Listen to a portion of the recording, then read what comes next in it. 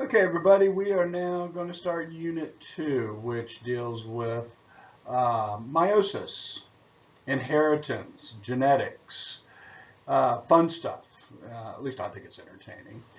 So we've already gotten information regarding the cell cycle, okay, mitosis, cell division of body cells, okay, and that is going to be for growth and repair. You cut yourself, your cells are going through mitosis to replicate cells so you can heal, or a young one which is growing, eating good nutrients, and your body's going through mitosis. You know, we just don't say, boy, your son's going through an incredible amount of mitosis lately. That's kind of nerdy. But anyway, you get the idea. So this particular topic is going to be on meiosis. So we're not going to be talking about body cells or somatic cells. We're going to be talking about gametes or sex cells. Okay? So let's dive into that. Okay, so to begin with, we want to make sure we understand and just reinforce that all living organisms consist of cells. Okay? So we got to make sure that we reinforce what the cell theory is, which is all life is cellular and all cells arise from pre-existing cells. Life just doesn't magically pop out of nowhere. Well, in science fiction it does, I suppose, but right now we're just going to go that it comes from pre-existing cells. And then, of course, we have organisms that are individual cells, just one cell, where others, such as ourselves or this big elephant, we have gazillions, trillions of them. Okay. So, of course, we know about cell division, the three reasons of cell division. We already covered the first two, growth and repair. That is mitosis, right?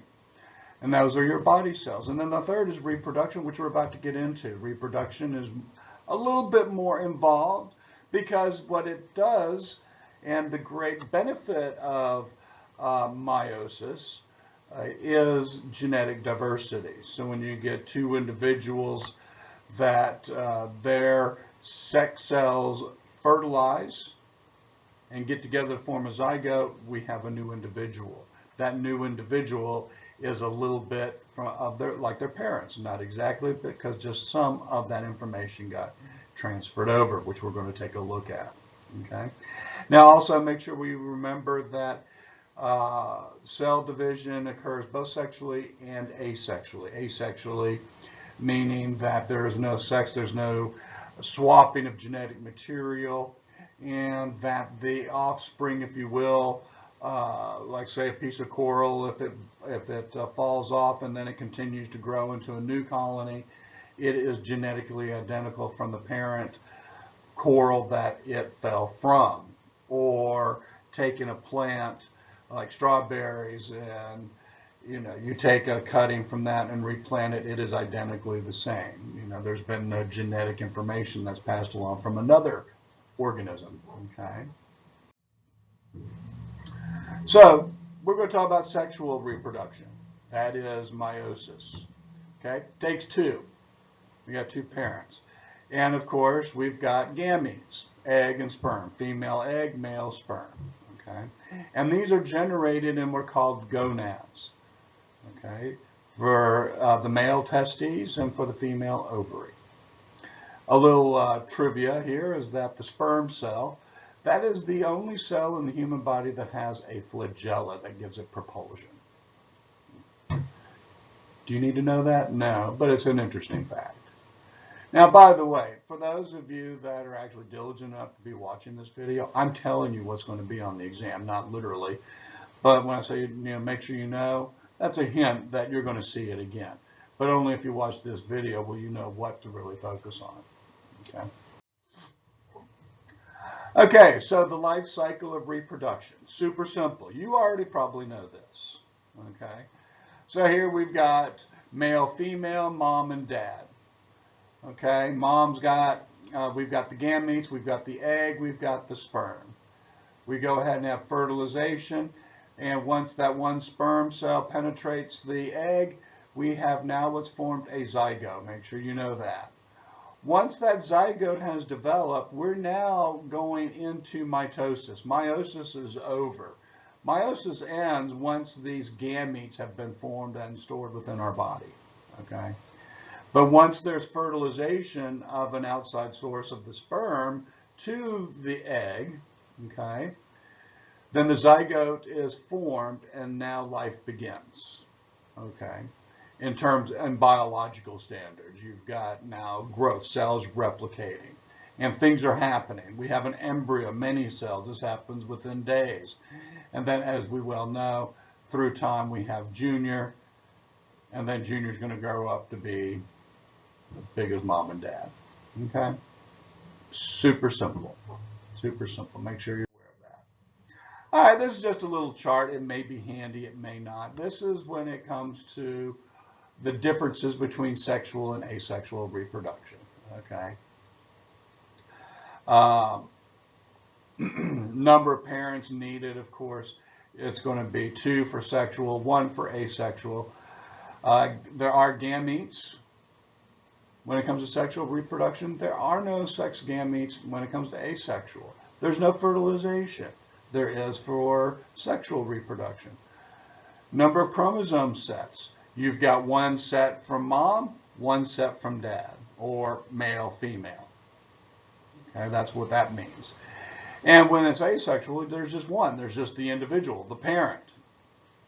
Okay, that piece of coral, as an example. I like using that. And then, are the offspring genetically unique? In sexual reproduction, yes, because you have a little bit of mom, a little bit of dad.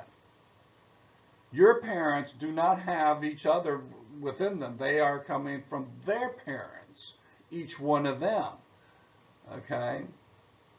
And if you study genetics, which is vast and very, it can be, it's intense, it's very mathematical, but you can kind of see how genetics works and how they say, a certain genetic flaw may skip a generation, and you can understand how that works, as an example. And are the offspring genetically unique in an asexual reproduction? No, they are not. Okay. There's pros and cons to that. Imagine if you're able to you're able to reproduce the species without finding a mate. That can be a problem in certain parts of the world. Certain organisms have a problem with that. Sloths, they don't move around very quickly, apparently. So certain species have a low population density because of that exact fact. They have to find a mate, and it's challenging. Okay, so that's one of the pitfalls. With asexual, you don't have to worry about that. You just pop up, so if a fish comes along and breaks off a branch of coral, well, and the environment is good and clean, then that piece of broken coral will start creating its own new colony. It'll be identically the same, but it has reproduced. Okay, and there's a lot of other pros and cons, but we're not getting into that right now. Okay, so 1 pair of chromosomes makes you male or female. So what does that mean? So here's what you need to know. We have 23 homologous pairs. You should already know what homologous means, that each pair is identical to one another, okay? Each individual of that pair. So they're the same. So 22 of the 23 are called autosomes. That has all of your genetic material. Okay? And then you've got their 23rd are considered your sex chromosomes. Okay? And that's what this illustration is, the human sex chromosome. You've got females are XX, males are XY. Okay? And that's what these look like. So make sure you know that. Okay, now we are going to, not in this particular topic, but we will be talking about what genes are. We kind of danced a little bit with last topic or in the last unit, but we'll go more detail in this unit for unit 3. Okay. So genes are physically passed on from parents to children. Okay, so here's that illustration. Okay, that gives you basically how a chromosome is. So this is your piece of DNA, and then it can get coiled up and basically forms into a chromosome. DNA and chromosome are one and the same. They just have different shapes. Okay, the chromosome is more condensed. Because remember, DNA is a 5-foot-long molecule. Okay. So as it states here, this is a gene. These are your nucleotide base pairs: guanine, cytosine, adenine, and thymine. And whatever the sequence is of these is a particular gene. We have thousands of different genes. A lot of the genes, we don't know what they do within our own genome. Researchers are still learning what they do. But in any event, it is these sections of DNA or genes that there are some that get passed along to the children or to your offspring. Okay, not all of them, but some of them. Okay, and it's a chemical process. It's chemistry. It's a reaction that is occurring. Okay, so that's why you might have some of the genes that got passed along from dad. Maybe eye color, maybe hair color. Maybe he has allergies. Now you have the same allergies, or the same nose, or freckles, or whatever. I mean, there's a gazillion different variations. Things that are physical that you can see. Some are internal. Okay, you may be susceptible to bad air. Maybe you have lung problem. I mean, there's a myriad of possibilities that you do not see every day. It's not just everything is physical. It may be internal that you can't see. Okay. All right.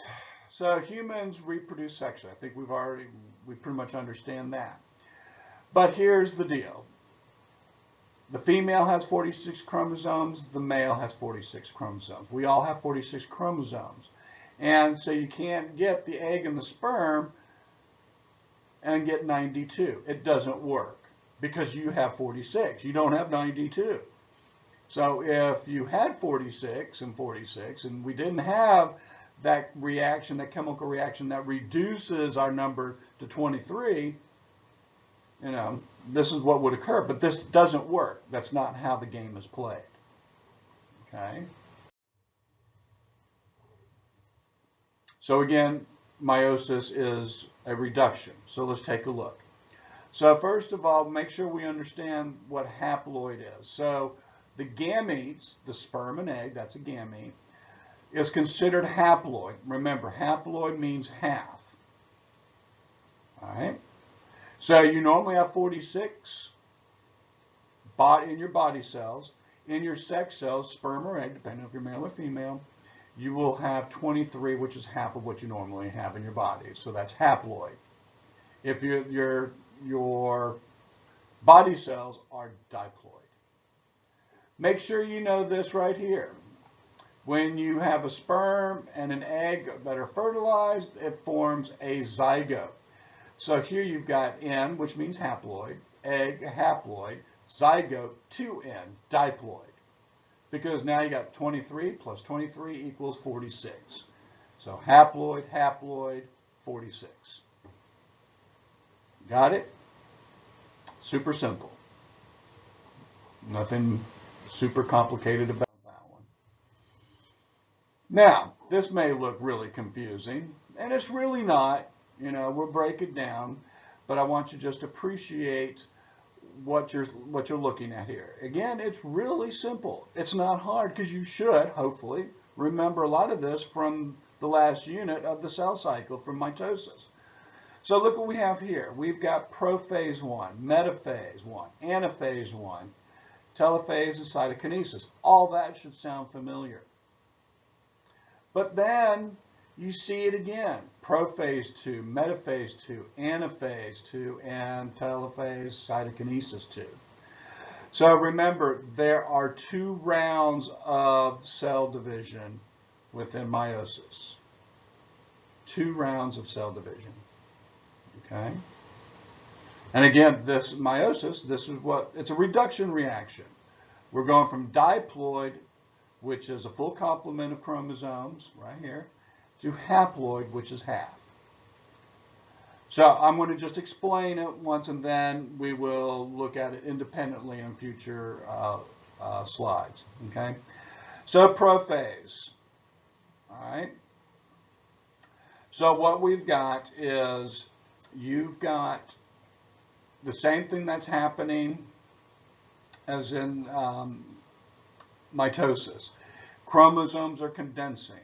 Nuclear envelope is dissolving. Your DNA is, they're condensing so that they can start lining up. Okay?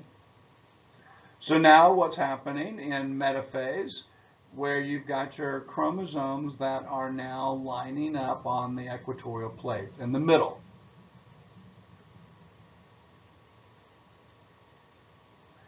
Then you have chromosomes that are pulling away.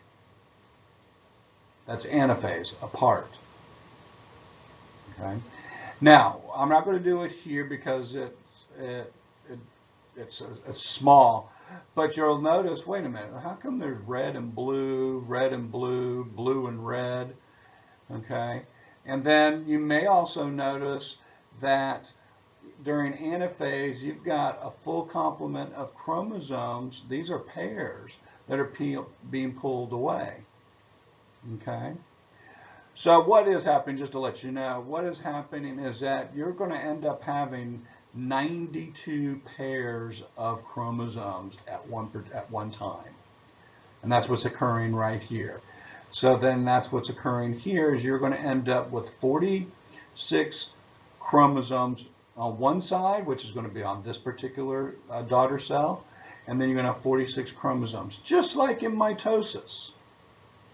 Okay?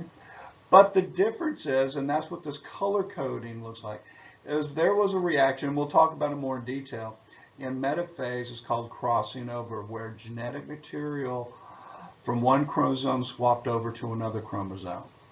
Okay?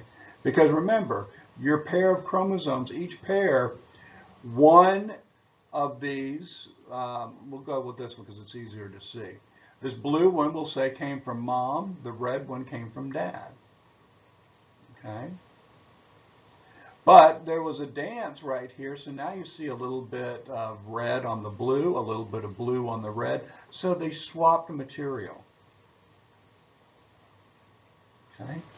And then we end up with two daughter cells. 46 chromosomes in this one, 46 chromosomes in this particular cell. Just like in mitosis.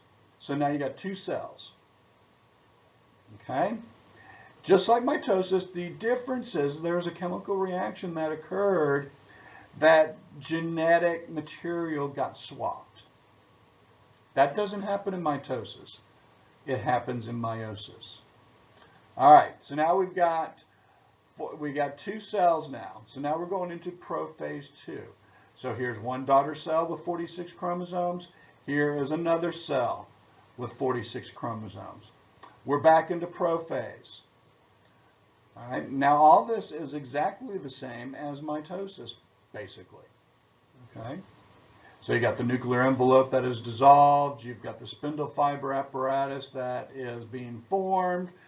Your centrioles are moving over to the poles, forming this network which attaches to the centromere of the chromosomes. They line up on the equatorial plate. You will notice that they are different. Notice that these chromosomes look different than these chromosomes. All right. Now look at what's happening in anaphase. An individual, half of the chromosomes being pulled to one side, half of the other chromosomes being pulled to the other side, or the sister chromatid, if you will. Okay. Notice over here, we've got a pair of chromosomes being pulled in meiosis 1. Or anaphase 1. Here we have the sister chromatid being pulled apart. That's what they're called. They're all one and the same. It's like the same. It's like a street running through Pensacola. It changes names 4 or 5 times, but it's the same street. You know, it just depends on what part of Pensacola you're in. Same thing here. Okay. Sister chromatid, when you put them together, it's called a chromosome. So anyway, so now these are unique. This side is different than this side. Now, of course, as you already know, This is going to split. We're going to get a cleavage furrow here. And now we have 1, 2, 3, 4 unique daughter cells. All have unique genetic material. All are unique within themselves. They're not identical. Okay? We've got 23 chromosomes in this cell, this cell, this cell, and this cell. Okay? It's a lot. It may seem a lot, but it's really not that bad. If you understand mitosis, then this shouldn't be all that bad. It really shouldn't. Again, we're taking 46 chromosomes. Okay, that's what you have in the cell. We are replicating each pair to form it's called forming a tetrad. And then they're going to line up on the equatorial plate, and then they will separate, forming, again, 46 chromosomes on one side, 46 on the other. Then we go to the reduction reaction where they line up. They're now genetically unique. And then they split up after they align on the metaphase on the equatorial plate. Once they split, you have 4. So make sure you remember, you start with 1, you end up with 4. Make sure you know that. They're all genetically unique gametes, sex cells. They are haploid. Got it? Okay. Now, why is this so important?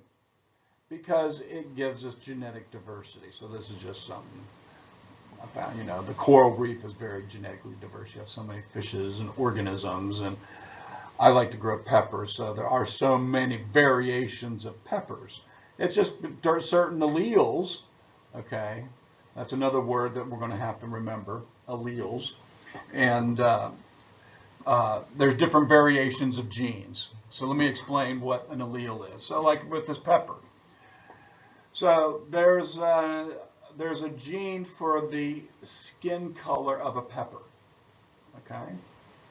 So obviously there's, for the gene that makes the color of the skin, there are different alleles. There's variations.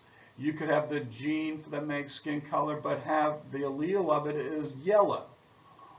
Okay, so this pepper, the gene that creates the pigments for skin color, its molecular makeup makes yellow. The gene that makes up the skin color for this particular pepper, the molecular composition makes green and red and orange and so on and so forth. So an allele is nothing more than just a variation of that particular gene. So like we all have the gene that creates the pigments for eye color, but we all have different alleles because some of us have green eyes, blue eyes, brown eyes. Same thing with hair color, skin color,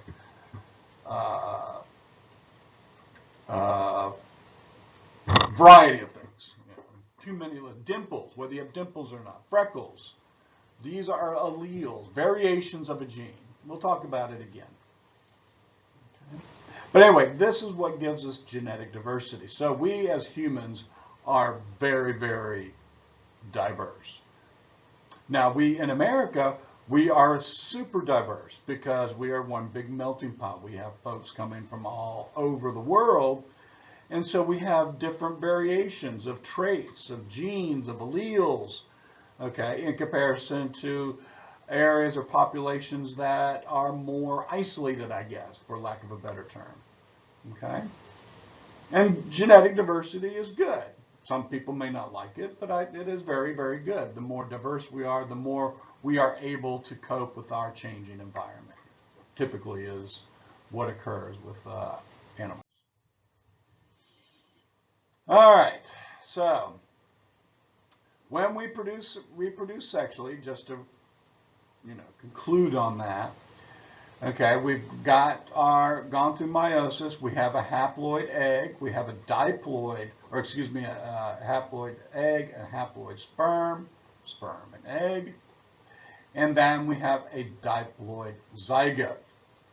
Okay, so we've got the sperm and egg that are fertilized. We have the zygote, so 1 and 1, 1 and 1. Now we have a pair of each. So 23 chromosomes, 23 chromosomes in sperm and egg, you get 46 in the zygote. Voila. And once that zygote is formed, we are going straight into mitosis. Okay? Got it? I hope so. Let's see. This is, again, I am redundant, so let me make sure that, again, this is just another illustration. If you look at it and it helps you, more power to you. Now, one thing that I will point out is this statement right here. What does this mean? So the S phase does not occur after division 1. Well, first of all, you have to know what the S phase is. I hope you do. S phase, or synthesis of DNA replication.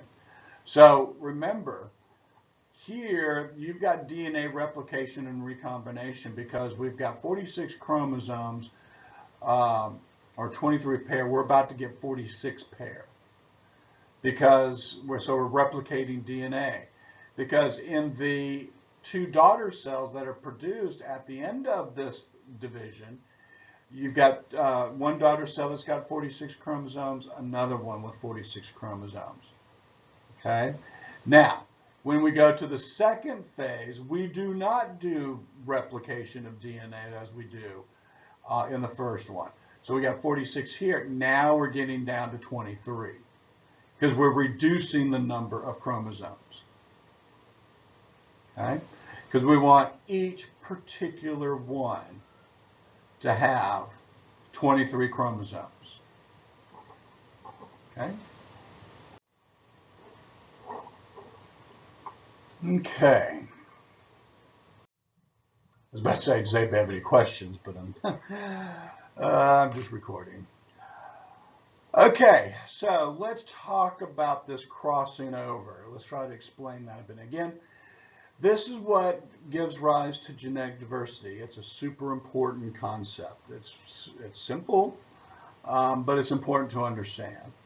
So crossing over, 2 chromosomes pair up and exchange segments of the genetic material.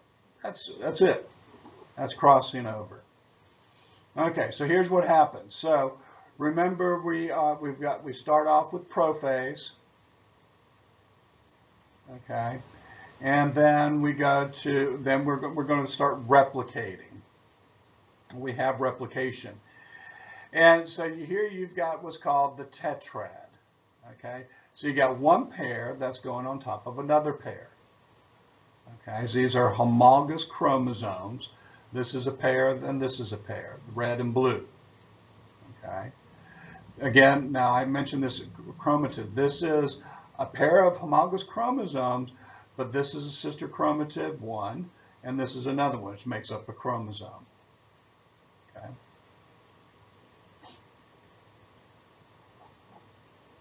So what is happening? So there's just another illustration. So here you've got the maternal, paternal chromosome. So now you've got this tetrad. Now this is happening during the first division. This is when they're right before they're lining up, during metaphase. And then you've got a chemical reaction. Remember, it's all chemical. So notice that there is some swapping of genetic material. You got a little bit of red on blue and a little bit of blue on red. And likewise down here. Now, one thing to note, in case you didn't know, is all of our genes are identical in terms of how they're placed and where they are within the chromosome. Okay? So we're pretty much 99% identical. When it comes to the genetic makeup. All 300 million of us in this country, we're identical for the most part. Okay, 99%. So our gene that makes hair color and nose definition and whether we have dimples and whether we eye color are all located in the same. So this is how you can have similar hair color to your parents or eye color. You're not going to get something out of the ordinary. You shouldn't, at least. So as an example, there was genetic material swapped here. So let's just say that there's hair color, eye color within this area. It wouldn't make sense for one person to have the gene for eye color down low. That doesn't make sense. So all of our genes, all of our DNAs are assembled the same. We just have different variations of those same particular genes, which we call alleles. So when we, as it states here, crossing over creates a new hybrid. So you have to see that these guys right here, okay, these chromosomes are genetically unique than these, based on just the illustration. That's all that matters right now. Okay. And here's just, once again, another illustration. You have two pairs of chromosomes. We go through the crossing over, and now they have genetically swapped some material. Okay? That happens during meiosis 1, crossing over. As long as you know what crossing over is, you win. That's all I need you to know. Okay?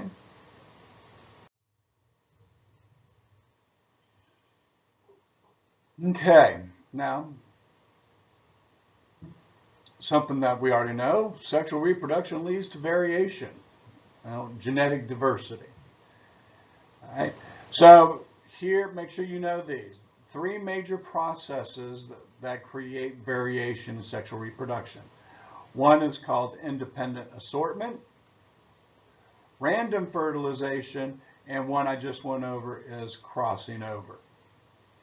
Okay, so I'm about to get into the independent assortment, I believe. And then random fertilization, that's pretty simple.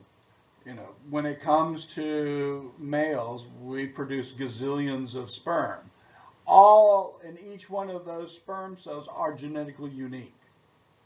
Okay? The egg, the female produces gazillions of eggs. It's just a particular one that gets into the tubes that gets fertilized. It's random fertilization. So that is genetically unique. Crossing over creates genetic diversity. And then independent assortment, which I think comes next, which is how they line up on the equatorial plate during metaphase. Yeah, I'm right, independent assortment. Okay, so make sure we know what independent assortment is. Chromosomes line up by homologous pairs. This happens during, as you can see, metaphase. So if you see questions say, so when does independent assortment occur during meiosis? You better know it happens during metaphase. Independent assortment, how they line up. Okay. Because remember, after you go through crossing over, they're genetically unique. And they can line up any particular way. And that's just in one particular cell, whether it be a sperm cell or egg cell. Okay? So if you look at it, independent assortment, 2 to the 23 power, so approximately 8 million possible arrangements of chromosomes. 8 million possibilities, and that's just of one type. That's independent assortment. That has nothing to do with random fertilization, which is another God knows how much big number. So when people use the term you're a unique individual, you truly are unique. Okay, especially when it comes from your mom and dad. Okay, here's just another illustration of independent assortment. Okay, so here's, here we've got our chromosomes, and you can just see they can line up with the large blue and the small pink, or the large pink and the small blue. There's several different ways. This is just using a couple of chromosomes, but you get the idea. So this is how it's lining up. And so this is how you can get it to split. You can have pink and blue on this particular one, short pink, long blue, or you can get the short blue, long pink, or you can get all pink, short and long, or all blue, short and long. Okay? Many, many, many, many different possibilities. And that's just with independent assortment. Now, before I go on any further, this particular video is very good. It illustrates through animation the entire process of meiosis. I highly encourage you to view it, because if me just flapping my gums trying to explain this to you doesn't sink in, I'm hoping animation will. Okay, so give it a shot, because this particular unit 3 can be challenging for those, so you've really got to focus on it. So I'm going to try to give you all the materials and tools you need to make sure you do understand this. All right, so this is being redundant. Sexual reproduction is why we don't look and behave like our parents. We get different alleles, and we are a combination of both mom and dad. We're not just with one or the other. We're a little bit of both. Okay. So this is just rehashing everything. And this is just another different illustration of laying out meiosis 1 and meiosis 2. So if this looks better for you, fine, as long as you understand. I'm not going to repeat it. So the random fertilization, so again, here's an image of the sperm and egg. So again, just like I said earlier, there's gazillion different sperm out there. You've got, as it states, 8 million possible combinations. You've got 8 million possible combination of the chromosome makeup in the egg. So you multiply 8 million by 8 million. So you got 64 trillion possible arrangements of chromosomes just for this. So there's a lot of possibilities of who you could be. You're one of many. If you have brown hair, you could have had black hair. If you've got green eyes, you could have possibly had blue eyes. If you're 5'10", you could have been 6'3", depending on, if that gene exists in your family. Okay? All sorts of possibilities.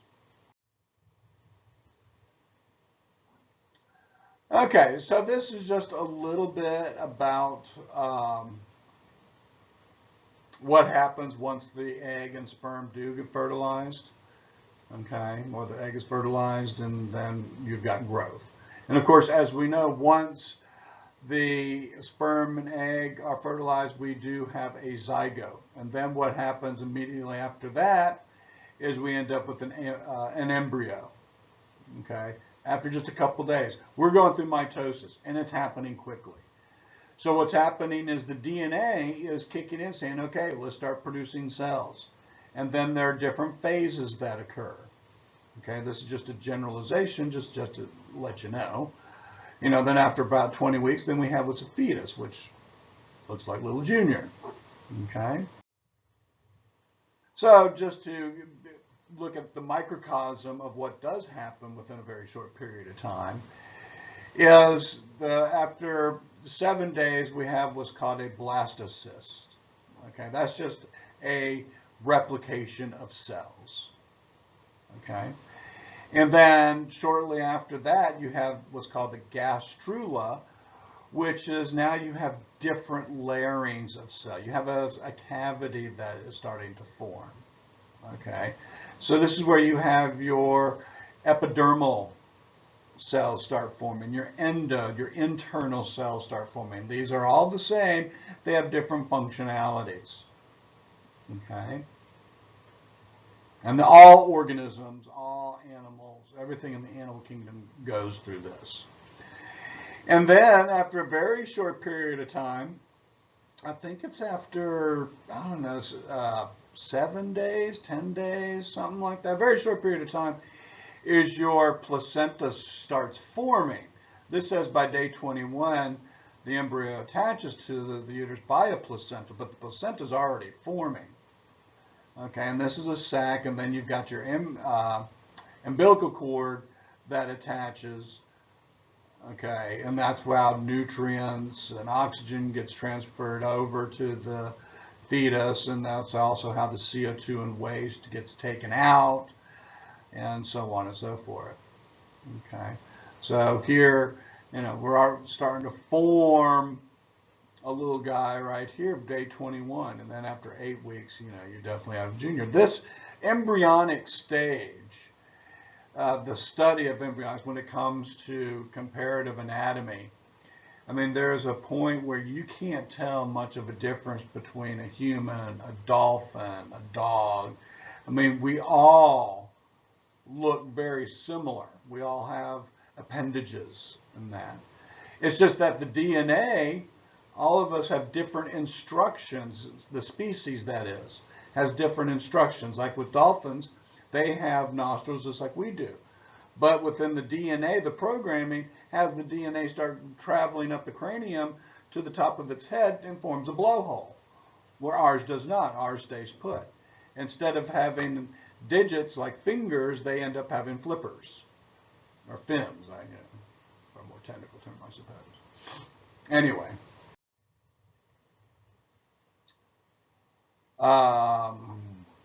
And this is just more FYI information. I'm not as, there's nothing here that I'm going to be testing you on. That previous slide, yes, make sure you just know those three. I can't go backwards on this, unfortunately. Okay, and now we're nearing conclusion on this. So we just saw what can occur through meiosis. It's a reduction reaction. 23 chromosomes for humans in both the sperm and the egg. We have fertilization, and then we form junior, okay? And then we have, going to mitosis, we have blastocyst, which is going to be just a replication of cells. Gastrula is going to be where you have a layering of different types of cells, and the fetus, which is now taking shape of a newborn. Okay, and then it's attached. A placenta will envelop it, and then you have the umbilical cord that forms a lifeline, if you will, to the organ, whether it be definitely in mammals and such. Okay, so now what we're going to take a look at during meiosis, there are mistakes that can occur. Okay, and those mistakes, they can be carried out in different stages. Okay, the first one we're talking about here is called non-disjunction. Make sure you know this term. Non-disjunction, it's a meiosis mistake. It's a mechanical mistake. Okay, and it happens during anaphase. So let's take a look at it. All right, so here in this illustration, we've got chromosomes that are aligning on the equatorial plate. Okay, so this would be during metaphase 1 because you can see you got a pair of chromosomes on the left of the equatorial line, and then you got a pair of chromosomes on the right. So then when anaphase is occurring and there's a separation where the centromere, the spindle fibers are pulling back on the chromosomes to the poles, you'll notice that there was not a good connection of the spindle fiber to this one chromosome, and now you have more chromosomes on one side than the other. Okay, so as you look, when we now go into metaphase 2, okay, you're going to see that you have one of these cells, the daughter cells, has more chromosomes than the other. This has lesser. So when it comes down to creating the daughter cells, you're going to have one grouping that's going to have one more chromosome than it should have, and you're going to have the other gametes that are going to have lesser one chromosome than it should have. Okay? So let's make sure we are familiar with these particular terms here, euploid and aneuploid. Euploid is meaning you've got the correct number of chromosomes for whatever species. For humans, we should have 46. Okay, so if someone said, you're such a euploid, you'll say, well, thank you, that's a compliment. That's a joke. Anyway, aneuploidy is an individual with the wrong number of chromosomes. Okay. Euploid and aneuploidy. And then lastly is monosomy is loss of one chromosome. Trisomy is the gain of an extra chromosome. Make sure you know these 4 terms. So trisomy as an example, and I do, why is it just a particular chromosome? I do not have the answer to. But trisomy, this is your karyotype, which you should know. This is just a portrait of your chromosomal makeup. Of course, they don't look like this. This is color enhanced. But here, chromosome 21, you notice instead of there being a pair, there's 3. And when this occurs, if a child has this, then we end up having Down syndrome, which some of us may have family members that have this or have friends that have Down syndrome. Okay? So this is a common non-sex chromosome mistake. So it's an autosomal mistake, right? There are 22 pairs of chromosomes. And again, you have more than one or more than 2 copies of the chromosome. Now, what's interesting is chance of having a child with Down syndrome increases with the mother's age. Now, you may or may not have heard, but as a female gets older, they're said that, whatever the tale is, once you get past 40, it's not recommended to have a child or go into pregnancy. It doesn't mean you can't. It just means that the likeliness of something wrong occurring in the biology and the chemistry, it just means the chances increase a little bit, potentially. Not necessarily, but keeping in mind, and why this statement is made by the medical world, is that as we age, like when we're in, our late teens, early 20s, we're at our prime in terms of biology. Our cells are vibrant. They have not replicated nearly as much as, say, someone that's 50. Okay. Your cells are young. Your body is at, prime capacity. It's doing well. It's relatively new, fresh. I'm trying to think of all these positive adjectives of describing your cells. Okay. But as we age, as we get older, then obviously our body starts breaking down for a variety of reasons. How we take care of ourselves. Do we put good food into us? Do we exercise? I mean, there's a myriad of different things. Do we live in a clean environment? Okay?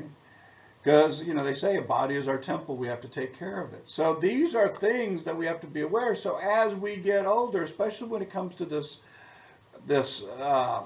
delicate process of reproduction, it just becomes more of a chance of something possibly going right as we age. And this is for the females because everything happens within the female body when it comes to reproduction. Males, it's not necessarily us, it's the female. Okay? But it's something that unfortunately occurs. We get older. It's like some people age more. It depends on what if they look like they age. They're older than what they really are because of how they take care of themselves. So, anywho, so something to keep in mind of why this can potentially occur. And then some other ones.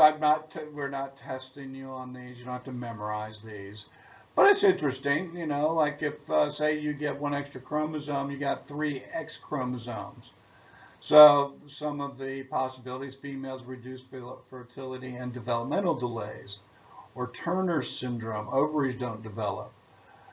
With a male, you get a super male, tall male with heavy acne, potentially mild learning disabilities or very aggressive. Okay. So there's a variety of other different scenarios that could occur. And then there's also some mistakes that can occur during meiosis, which is going to occur during crossing over. Now I want you to know what these are. Okay. deletions, duplications, inversions, and translocations. So again, it's really super simple. It makes sense. Okay, so crossing over. So basically you're just having a chemical reaction where one part of a chromosome or DNA is having a reaction with another chromosome and genes are interacting. Okay? And we don't need to know the whole biochemistry of it because that's an upper level type class, and we don't need to get into that. So here's just illustration to try to present this concept. So here we've got a chromosome or a sister chromatid, A, B, C, D, E, F. These are the genes. And then once that reaction occurs and crossing over is complete, we have a problem where something can't transpose. Well, we're missing the B, A, B, C, D, E, F. So it was deleted. That's not the same. Okay. Another one is duplication. So same thing, A, B, C, D, E, F. Instead, we got a gene that got duplicated twice, A, B, B, C. So it's no longer the same. There's a problem. It won't read the same. We have an inversion problem. So this is just illustrating how this is looked, A, B, C, and D, E, F. And then you can see that is now A, E, D, C, B, F. So you can see that these don't match up well. It's called inversion. And then translocation is they're not even in the same ballpark. So here you got A, B, C, D, E, F. You got A, B, C, J, K, L. They're in the wrong location totally. Okay. So here's a couple of ramifications of that. So here's one of the illustration, the Cry-Duchat syndrome. Okay, so this is a deleted region. So here's your chromosomal makeup. This is an illustration, so you can see that part of the chromosome is missing. It got deleted. It didn't chemically react well. And this is on chromosome number 5. And I'm not familiar with this, but apparently it's called cat's cry syndrome. I have one student that actually knew somebody that had this. It's when there's part of a chromosome missing. Chromosome number 5, apparently. So here's the same thing. Here's just another illustration. So here's your chromosome, and then this portion is deleted. So when the reaction is over, this is what it looks like, which is similar to this right here. Okay? Again, this is during crossing over. So you got deletion. And then duplication, again, just another illustration showing it should be this way, but instead we got 2 of them. And then inversion, it should be this particular look, and instead it got inverted upside down. Okay. And this is crossing over. Okay, so that is it. This was lengthy, but this is important. So hopefully you're taking this in just a couple of steps here. Look at it a couple of different times. Have any questions? Reach out to me. Okay, we'll get into topic 2 next.